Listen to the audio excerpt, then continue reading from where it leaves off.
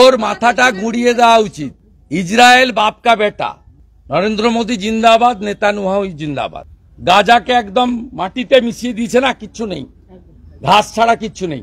এটাও একদম একদম লেভেল করে দেওয়া উচিত, একদম লেভেল করে দেওয়া উচিত। ও মোদীজি একটু আগে বলেছেন এক্সটার্নাল অ্যাফেয়ার্সে আমাদের বলা উচিত না। Our prime minister already said in front of media. Our Prime Minister is strongest Prime Minister, able Prime Minister and very popular world leader. Trust Narendra Modi, trust Government of India.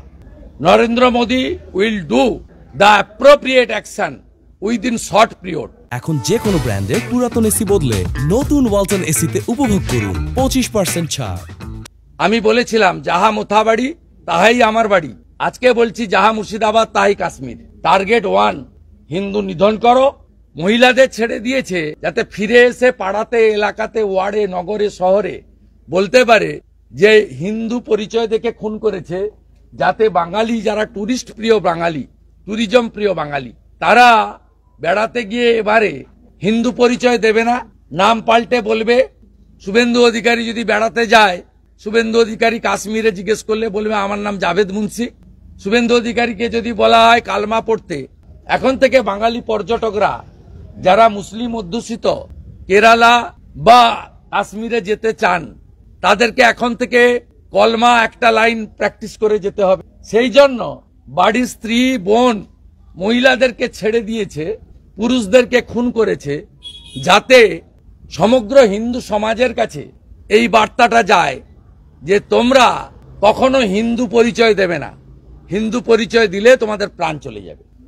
আমাকে ওই অ্যাপার্টমেন্টের লোকরাই ছবি তুলে পাঠিয়ে দিয়েছিল, high frequency disk লাগিয়েছে রাতে পাকিস্তানের দিকে মুখ করে, এবং একজনের নাম আনসারি, ও টাকা ঢোকাতে এসেছিল এটিএমে, সেখান থেকে আমি সর্ষে পেয়ে এক্স হ্যান্ডেলে দিয়েছি।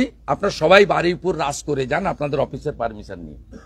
হরগোবিন্দ দাস, চন্দন দাস খুন হলো কেন? নিশ্চিতভাবে সেনার ভূমিকা ছিল, সেনার ভূমিকা থাকা উচিত। নরেন্দ্র মোদীজি একটু আগেই তার বক্তব্যে সব বলেছেন। নিশ্চিতভাবে ভারত সরকার তদন্ত করবে, দায়িত্বে কেউ গাফিলতি থাকলে ভারত সরকার ব্যবস্থা নেবে। তার জন্য মোদীজির উপরে আস্থা রাখা যেতে পারে, কিন্তু কাঁচের ঘরে বসে মুখ্যমন্ত্রী মমতা ব্যানার্জি ঢিল মারছেন কেন?